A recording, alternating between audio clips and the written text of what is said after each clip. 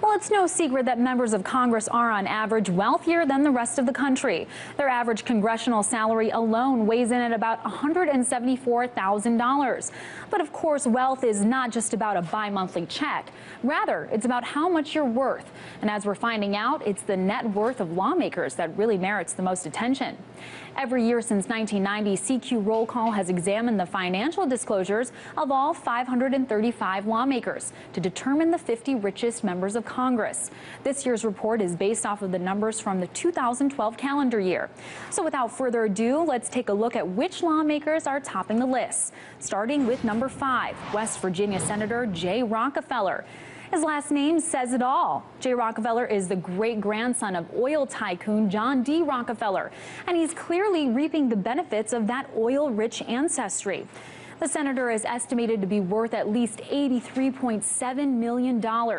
His lofty assets include 3 separate trusts at J.P. Morgan, Wells Fargo, and the United National Bank in Charleston, all worth at least $80 million. So even though the senator has said he won't seek re-election this year, it's likely he'll be quite comfortable in retirement. And that takes me to number 4, Connecticut Senator Richard Blumenthal. When elected in 2010, Blumenthal stood as the wealthiest incoming member of Congress. And since then, his net worth has skyrocketed, now standing at $85.3 million. Most of his wealth comes from the family of his wife, who happens to be the daughter of real estate mogul Peter Malkin. Together, their assets include a real estate company in Sao Paulo, Brazil, and multiple Manhattan properties, including the entities that lease and operate the Empire State Building. Now moving on to number 3, Virginia Senator Mark Warner. Warner has been steadily moving up the money ladder over the years. This year, his net worth stands at $96.3 million. And that's about 66% of that which are held in trusts. But Warner most notably made his money early on as the co-founder of the cellular company that would later become Nextel. Now to the number 2 spot, Texas Representative Michael McCaul. McCaul is taking a step back this year, slipping from the number 1 spot to number 2. But at $114 million in net worth, McCaul is still faring pretty well.